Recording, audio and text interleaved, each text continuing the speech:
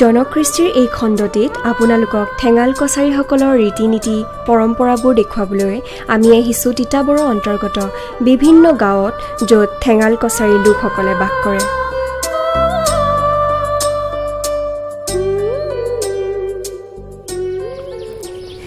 আজি আহি আমি উপস্থিত হৈছোঁ যোৰহাট তিতাবৰ অঞ্চলৰ বালিজান গাঁৱত। এই গাঁওখন বেছিয়ে সেউজীয়া হয়নে কল দাদা? খুব ধুনীয়া এটা পৰিৱেশ। ইয়াত প্ৰধানতঃ ঠেঙাল কছাৰী লোকসকলে বাস কৰে। আমি কিছুদিনৰ বাবে এই গাঁওখনত থাকিম আৰু ইয়াৰ যি পৰিৱেশ তথা ইয়াৰ এই লোকসকলৰ যি সংস্কৃতি তথা তেওঁলোকৰ দৈনন্দিন জীৱনৰ যি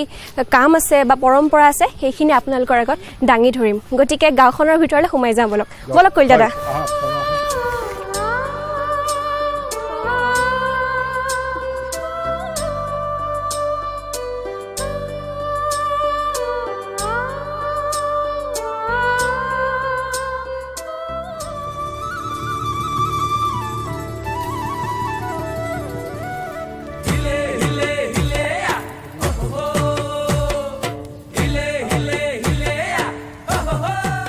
আইতা কি কৰিছে? ফুল চিঙিছো। কোনে কৰিছে এইখন? এয়া এই ল'ৰাটোৱে কৰে, ময়ো কৰো কেতিয়াবা। বৰ ধুনীয়া হৈছে দেই ফুল কেইজোপা। আপোনাৰ ঘৰত কোন কোন আছে? ঘৰত হেৰি মোৰ ছোৱালী 4জনী হলে, ল'ৰা এটা। তাৰপৰা এতিয়া আৰু ছোৱালীকেইজনী দিলো, ল'ৰাটোলৈ বিয়া পাতিলো, বোৱাৰী আছে আৰু ল'ৰাটো আছে আৰু ল'ৰাটোৰ ভাগত ছোৱালী 2জনী আছে। বা আপোনাৰ একদম ভৰা পৰিয়াল। আৰু মোৰ এহঁতি 5টা। আপোনাৰ বিয়া হোৱা ইয়াতেই বিয়া হৈছিলে নে আপুনি? ইয়াতে জন্ম, ইয়াতে বিয়াও। আইতা আপোনালোকে ধান খেতি কৰে নে? কৰো। কি কি ধানৰ খেতি কৰে? লাহি ধান, শালি ধান আৰু বৰা, চকুৱা সেইবোৰ চব কৰো। বা চব কৰে? চব কৰো। বেছি হলে কি কৰে? বেছি হলে মানে লাহি ধান আকৌ বৰা চকুৱা আৰু জলপান কৰি খাওঁ। এই বাকী আৰু খাই বৈ থাকিলে মানে বিকি দিওঁ আৰু। ঠিক আছে বাৰু, আমি কিছুদিনৰ বাবে ইয়াতে থাকিম, এই গাঁওখনত থাকিম আপোনালোকৰ। গতিকে লগ পাম আকৌ দেই, আহিছো। ঠেঙাল কছাৰীসকলৰ ঘৰৰ পদূলিত ধুনীয়াকৈ ফুলৰ বাগিচা কৰি ঘৰখন শুৱনি কৰি ৰখাৰ উপৰিও বাৰীত শাক চব্জিৰো খেতি কৰে।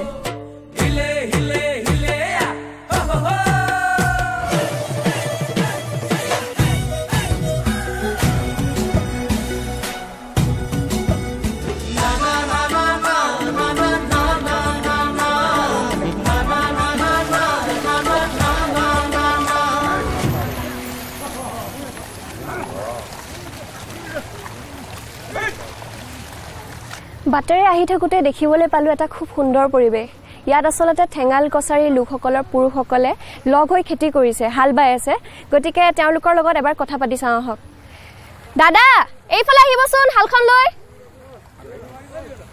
দাদা হালখন লৈ আহিবচোন এইফালে।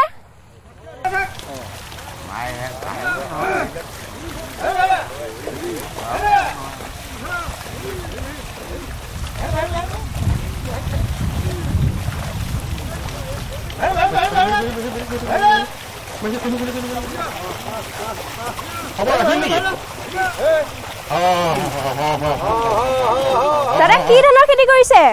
শালি ধানৰ খেতি কৰিছো। কিমান বিঘা মাটি আছে? এই আমাৰ পেটুৱা কছাৰী 10 বিঘা মাটি আছে ইয়াতে। আপোনাৰ নেকি? মই নহয়, হাইজন।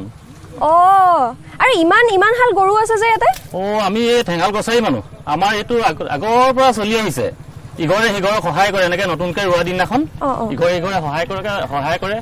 আৰু ইঘৰ সিঘৰ হাল আনে, ৰোৱনী আহে, তেনেধৰণে আৰু আগৰ পৰা আমি কৰি আহিছো এনেকে। কিবা প্ৰথা আছে নিশ্চয়? আগৰ পৰা এনেকে চলি আহিছে। আমি কিবা প্ৰথা আছে নে নাই নাজানো, কিন্তু চলি আহিছে। আমি সেই হিচাপে আজি খবৰটো পাইছো, আহিছো আৰু। ঠিক আছে বাৰু, তেনেহলে আপোনালোকৰ এই গোটেই ধানখিনিৰে আপোনাৰ বছৰটোলৈ কোলাই নে? কোলাই। আৰু বেছি হোৱাখিনি কি কৰে? বেছি হোৱাখিনি আৰু এই ল'ৰা ছোৱালী পঢ়োৱা, ইটো সিটো ঘৰ চলা, বেমাৰ আজাৰ চোৱা। উপাৰ্জনৰ সেয়াটো কি হয়? মানে খেতিৰে চলি আছে নে আন কিবা কৰ্ম আছে? আমি প্ৰধানকে আমি খেতিৰ পৰাই চলো। কি ধানৰ খেতি কৰে? শালি ধানৰ। শালি ধান, লাহিও কৰে। আৰু অন্য বেলেগ ধানৰ খেতি নকৰে? ৰাইজে কৰিছে, এই যিটো নতুনকে চৰকাৰৰ ফালৰ পৰা ওলাইছে যে সেইবিলাকো কৰে। ঠিক আছে, আৰু কেতিয়া ৰুব এয়া? আজিয়ে ৰুব। আজিয়ে ৰুব। ঠিক আছে, চাব আহিম বাৰু। আহিব। আৰু আপোনালোকৰ খেতি যাতে ভাল হয়, যেতিয়া হ'ব তেতিয়া খাবলৈ আহিম, মাতিব কিন্তু। মাতিম আহিব। ঠিক আছে, তেন্তে আপোনালোকে কামত লাগক। ঠিক আছে। ঠিক আছে বাৰু দিয়ক।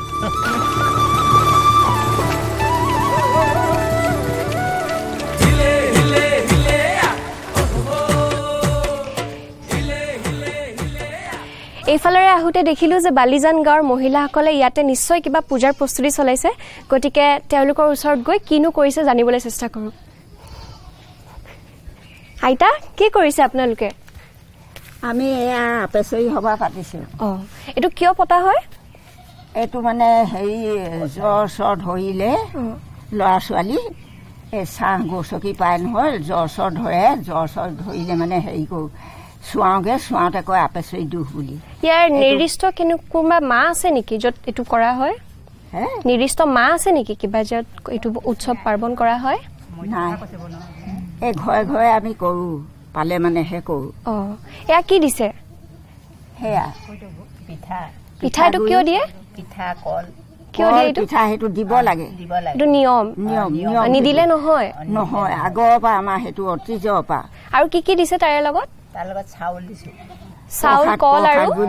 চাউল দুটামান পিঠা তামোল কল অইন একো নাই ঠিক আছে আৰু আপোনালোকে কি কৰিব এতিয়া নাম প্ৰসংগ কৰিব হয়তো ঠিক আছে তেন্তে আপোনালোকে কৰক আৰু এই কাপোৰখন কেলে দিছেনো কাপোৰখন আকৌ সেইটো সেইটো সিফালৰ পৰা বেৰ দিছোঁ আকৌ ঠিক আছে বাৰু ঠিক আছে তেন্তে আপোনালোকৰ লগত ময়ো অকণমান নামকে গাঁৱৰ কৃষ্ণ হৰি এই আপেচৰি মাতি যে এই সবাহতে সন্তুষ্ট হ'ব লাগে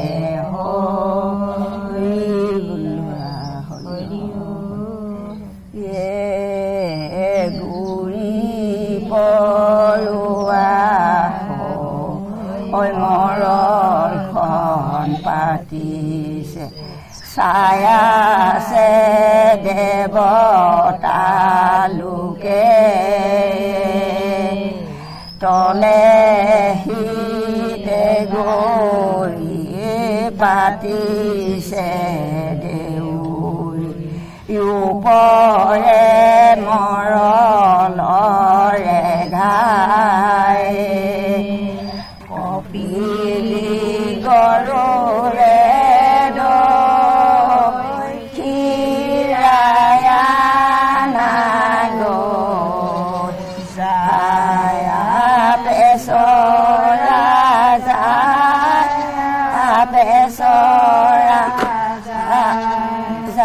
হাতে হৰতাল মুখে হৰিনা গোপিনী মাথা দোৱা চবে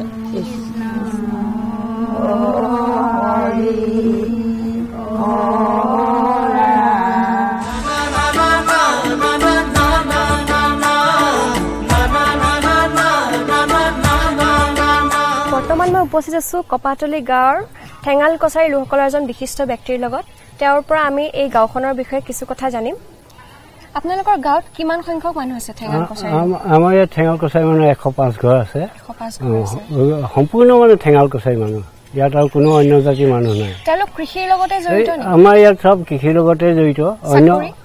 চাকৰি সংখ্যাটো আমাৰ ইয়াতে খুব কম প্ৰায় 4-5 জনমান চাকৰি আছিলে সেইকেইজনৰ ইতিমধ্যে শেষ হৈছে এতিয়া নতুনকৈ চাকৰি কৰা মানুহ আমাৰ ইয়াত নাই ইয়াতে শিক্ষিতৰ হাৰ কিমান শিক্ষিত হাৰটো একেবাৰে আমাৰ কম কিন্তু আগত কিমান হ'ব পাৰে এনে ল'ৰাটো ঠিক এতিয়া প্ৰায় 45 জনমান আছে কিন্তু যিমান ধৰণৰ শিক্ষিত হ'ব লাগে সিমান মহিলা সংখ্যাটো কম আমাৰ ইয়াতে আপোনালোকে ইয়াতে কি খেতি কৰা হয় আমাৰ ইয়াতে ধান খেতিটোৱে প্ৰধান হয় আৰু এনে শাক পাচলি খেতিটো অকণমান কম হয় ৰবি শস্যটো কিন্তু ধান খেতিটোৱে প্ৰধান ধান খেতিৰ ওপৰতে ৰাইজসকলৰ মানে চলি থাকে আৰু ইয়াতে আপোনালোকৰ মুখ্য অনুষ্ঠান কি হয় উৎসৱ পাতাল কি হয় আপোনালোকৰ ইয়াতে মুখ্য উৎসৱ মানে এই প্ৰথম আমাৰ হয় আৰম্ভ তাৰাচিয়া বিহুটো তাৰপৰা বহাগ বিহুটো তাৰপাছত কি কয় কাতি বিহু তাৰপৰা মাঘ বিহুটো এই তিনিটাই মানে মেইন বিহু হিচাপে আমাৰ ঠেঙাল কছাৰীসকলে হেৰি কৰে আপোনালোকৰ এটা ছাগলী গাহৰি এইবোৰ পোহে নেকি ছাগলী গাহৰি আমি ঠেঙাল কছাৰী সেইটো মানে বৃত্তি এটা গাহৰি পুহিব লাগিব ছাগলী পুহিব লাগিব কুকুৰা হাঁহ এই সকলোবিলাক মানে থাকিব লাগিব এতিয়া চব মোৰ এতিয়া ছাগলী এতিয়ালৈকে বান্ধি থোৱাতে আছে গৰু বান্ধি থোৱাতে আছে আৰু হাঁহো বান্ধি থোৱাতে তেনেকৈ প্ৰত্যেক বিধে বস্তু আছে খালি কম বেছি পৰিমাণে আছে আৰু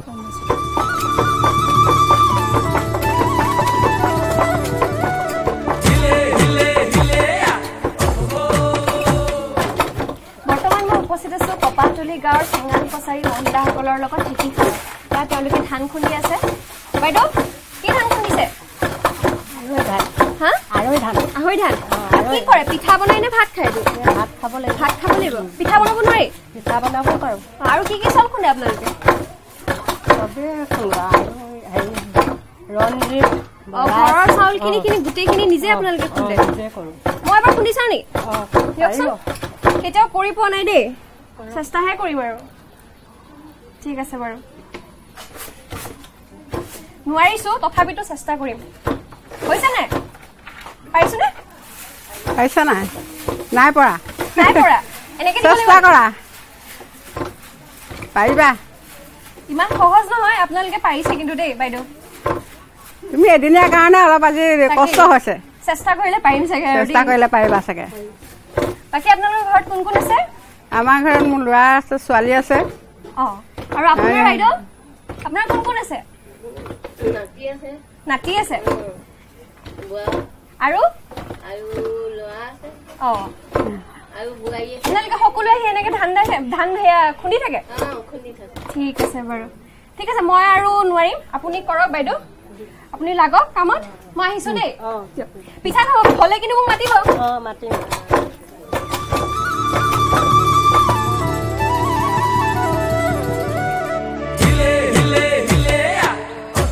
ঠেঙাল কছাৰীসকলৰ বিশ্বাস মতে পানীত কোনোবা মানুহ পৰিলে তেওঁৰ আয়ুস কমি যায় বুলি কয় সেইবাবে কণী ফুল আদি দি ঈশ্বৰক প্ৰাৰ্থনা জনায় এয়া আচলতে ঠেঙাল কছাৰী লোকসকলৰ মাজত প্ৰচলিত এটি পৰম্পৰা আহকচোন তেওঁলোকৰ পৰা বিতংকৈ জানি লওঁ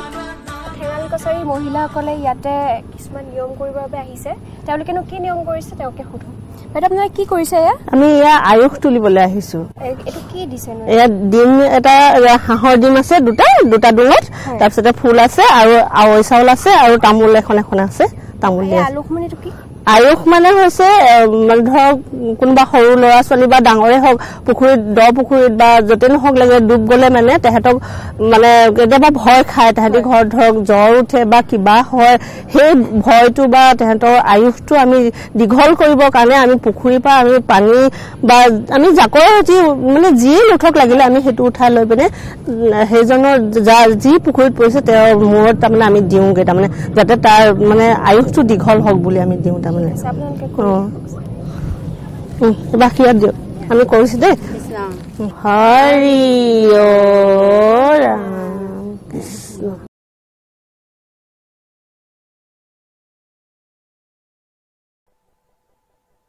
চব আনিছো আয়ুস আনিছো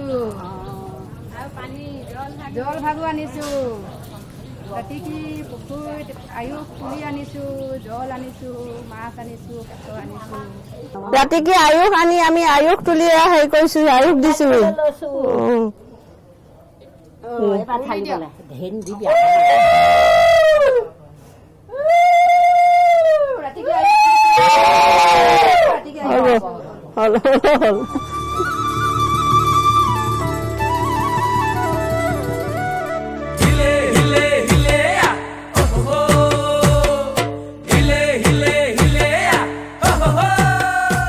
ঠেঙাল কছাৰী মহিলাসকলৰ লগত ময়ো পৰম্পৰাগত সাজপাৰ পিন্ধি জাকৈ খালৈলৈ মাছ মাৰিবলৈ লগ হ'লোঁ মই বৰ্তমান আহিছোঁ এই কছাৰী মহিলাসকলৰ লগত মাছ মাৰিব বাইদেউহঁতে মোক শিকাই দিব এতিয়া কেনেকৈ মাছ মাৰে বাইদেউ মোক শিকাই দিয়ক না মই একেবাৰে নাজানো এইটো কেনেকৈ মাৰে দিয়া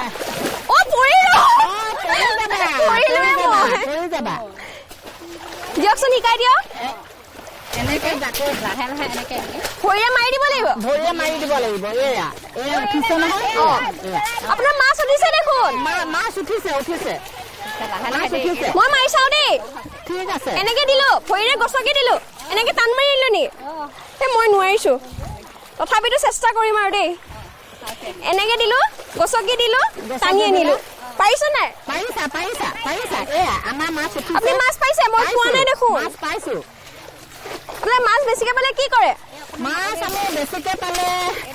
নিজে খাওঁ পৰিলো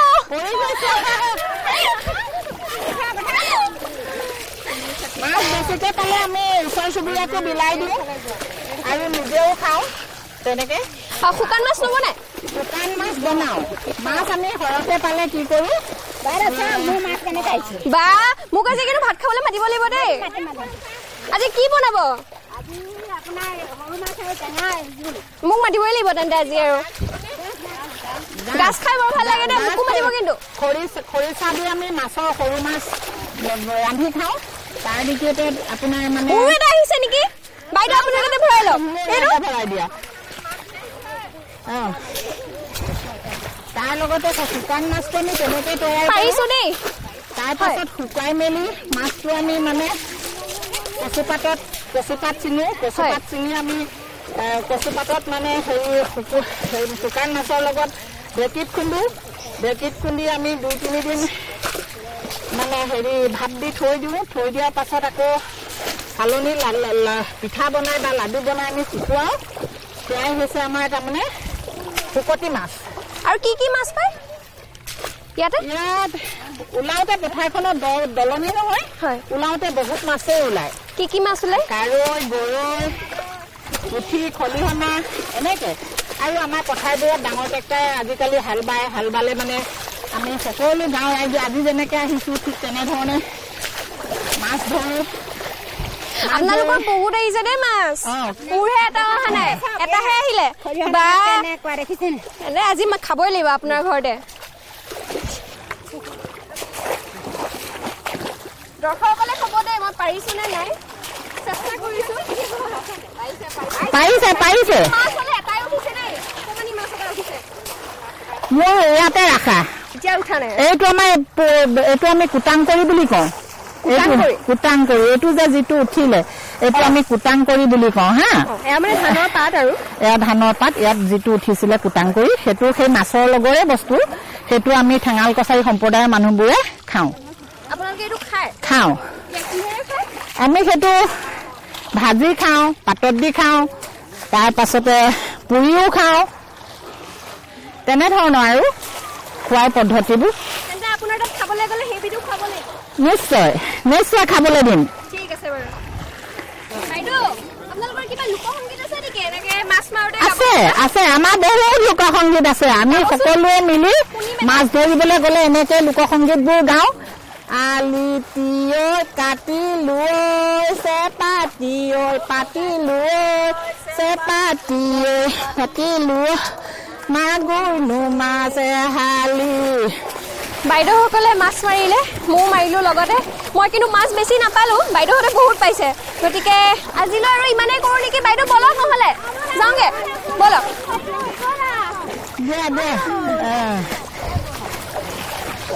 এইটো বৰ ডাঙৰ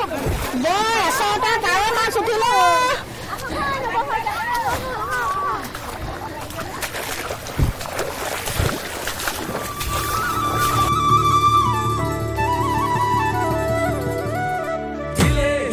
অমৃত সৰোবৰ ৰজা পুখুৰীৰ পাৰে পাৰে খোজকাঢ়ি যি এক নান্দনিক দৃশ্য উপভোগ কৰিলোঁ সেয়া মোৰ মন প্ৰাণ আনন্দিত কৰি তুলিলে এয়া মোৰ বাবে এক পাহৰিব নোৱাৰা স্মৃতি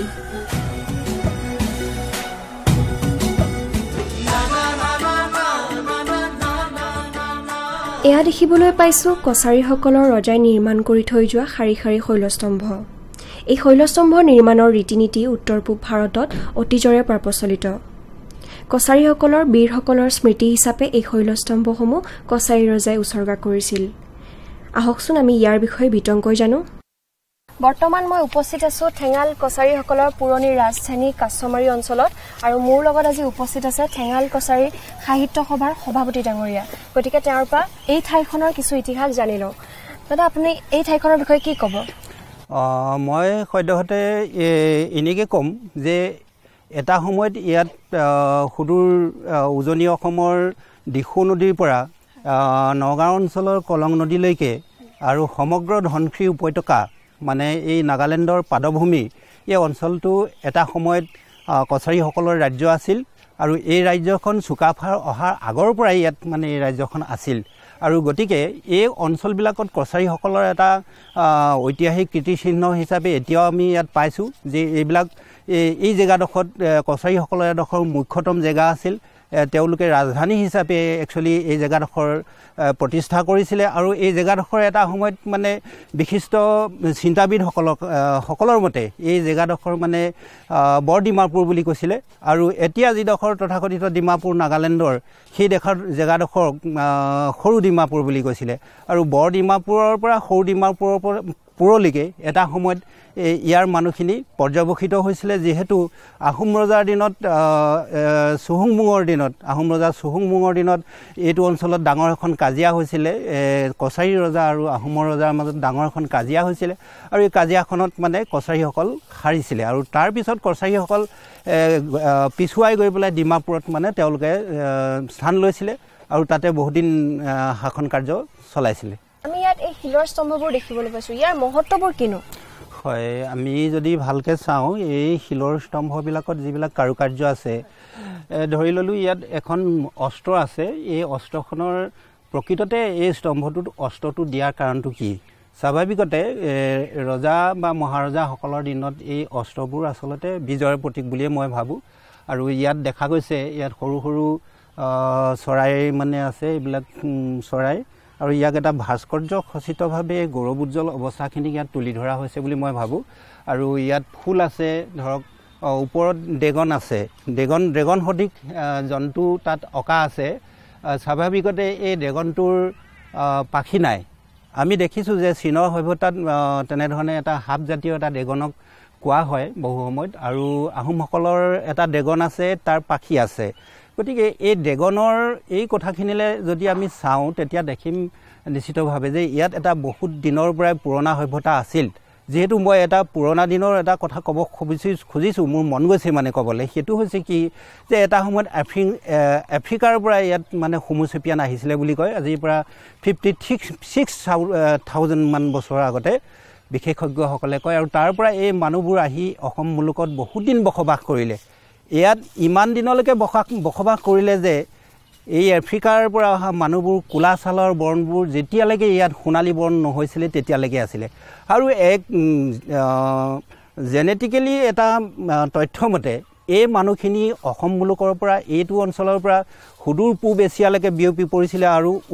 উত্তৰ এছিয়ালৈকে বিয়পি পৰিছিলে আৰু বহু সময়ত কোৱা হয় যে চীনা সভ্যতাত তাত যিখন য়েলো নদী হুৱাংহু নদী তাত মানে খ্ৰীষ্টপূৰ্ব 3000 মান বছৰ আগতে খেতি আৱিষ্কাৰ হৈছিল বুলি কয় স্বাভাৱিকতে এই জেনেটিকেলি যিটো কথা কোৱা হৈছে জিনতাত্ত্বিক যিটো কথা কোৱা হৈছে এই জিনতাত্ত্বিকৰ কথামতে চীনৰ পৰা মানুহ ইয়ালৈ অহা নাই ইয়াৰ পৰাহে মানুহ চীনলৈ পৰ্যবেক্ষিত হৈছিলে বুলি বিশিষ্ট আমাৰ চিন্তাবিদসকলে কৈছে গতিকে আমি ধাৰণা কৰোঁ যে এই অসম মুলুকৰ 210টা জনগোষ্ঠী যি আমাৰ বৰ অসমত আছে এই 210টা জনগোষ্ঠীৰ ভিতৰত এই মানুহখিনি যথেষ্ট অসমৰ পুৰণা মানুহ আৰু বহু সময়ত মংগোলীয় গোষ্ঠী বুলি কোৱা হয় যে বিশিষ্টসকলে কৈছে যে মংগোলীয় ধাৰণাটো এটা অমূলক বুলিও ক'বলৈ বিচাৰে যিহেতু মংগোল প্ৰদেশৰ পৰা কোনো হোমোচেপিয়ান আমাৰ এইটো অঞ্চললৈ অহা নাই এই হোমোচেপিয়ানসকল আহিছিলে সুদূৰ আফ্ৰিকাৰ পৰা আনবোৰৰ তুলনাত এইটোৰ আকৃতি কিছু পৃথক ইয়াৰ কাৰণটো কিনো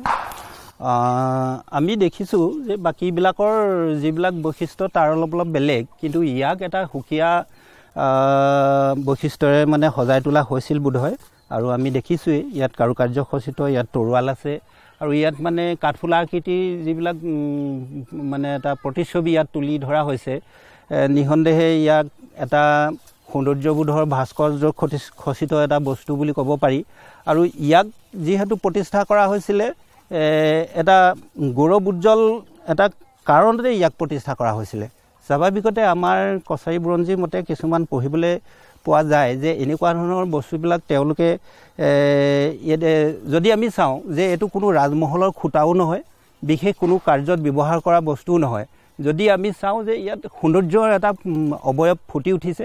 আৰু বিশেষকৈ ইয়াত তৰোৱালবিলাক দিয়াৰ মূল কাৰণটো কি তৰোৱালবিলাকটো দিব নালাগিছিলে যদি অকল সৌন্দৰ্যবোধৰে হ'লহেঁতেন তেনেহ'লে তৰোৱালৰ প্ৰতিচ্ছবিবোৰ এই ভাস্কৰ্যটোৰ চাৰিওফালে নিদিলেহেঁতেন হয়তো গতিকে ইয়াত গৌৰৱ এটা গাথা ইয়াত সোমাই আছে হয়তো তেওঁলোকে কোনোবা যুদ্ধত জিকিলে তেওঁলোকে এনেকুৱা ধৰণৰ ভাস্কৰ্য প্ৰতিষ্ঠা কৰিছে বুলি আমি পঢ়িবলৈ পাওঁ স্বাভাৱিকতে এনেকুৱা ধৰণৰ এই কাছমাৰী অঞ্চলতে এইটো নাই এনেকুৱা ধৰণৰ অৱয়ব আমাৰ ডিমাপুৰ অঞ্চলত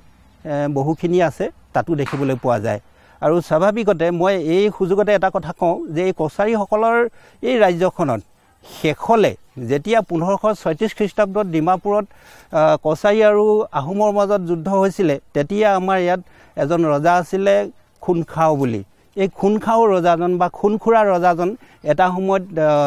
যুদ্ধত হাৰিছিলে আৰু ডিমাপুৰৰ পৰা তেওঁ পলায়ন কৰিছিলে আৰু তেওঁৰ পিছত ডেটসুং বুলি এজনক দায়িত্ব দিছিলে আৰু ডেটসুঙক মানে আহোমৰ ৰজাই হত্যা কৰিছিলে আৰু ডেটসুং ভাগ দায়িত্ব দিছিলে আৰু তেনেধৰণে ইয়াত মানে কছাৰী বুৰঞ্জী ইতিহাস জড়িত হৈ আছে আৰু আহোম ৰজাই মানে এই জেগাডোখৰ কছাৰী ৰজাৰ পৰা কাঢ়ি লোৱাৰ পিছত ইয়াত মানে আমাৰ কিছুমান কছাৰীৰ ভিতৰত জং বাহাদুৰ ঠেঙাল আৰু চক্ৰধ্বজ ঠেঙাল নামৰ দুজন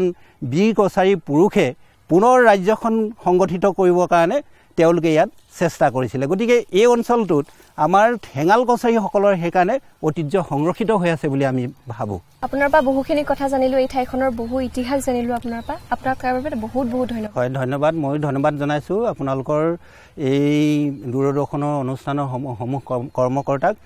যেহেতু ইয়াত জানিবলগীয়া আৰু বহুত কথা আছে ঠিক এইকণ কথাত আচলতে ইয়াৰ ইতিহাসটো নিশ্চিতভাৱে নোলাব আৰু বহুত কথা আছে গতিকে এইখিনি সময় সুবিধা পালে আমি ক'বলৈ চেষ্টা কৰিম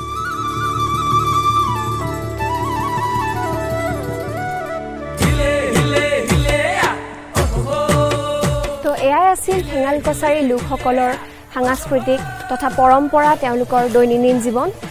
আশা কৰোঁ আপোনালোকে আমাৰ এই অনুষ্ঠানটি চাই ভাল পালে পুনৰ আন এটি খণ্ডত এটা অন্য জনগোষ্ঠীৰ সৈতে আপোনালোকৰ লগত উপস্থিত থাকিম তেতিয়ালৈকে চাই থাকিব আপোনালোকৰ প্ৰিয় অনুষ্ঠান জনকৃষ্টি দ্বিতীয় অসমত ধন্যবাদ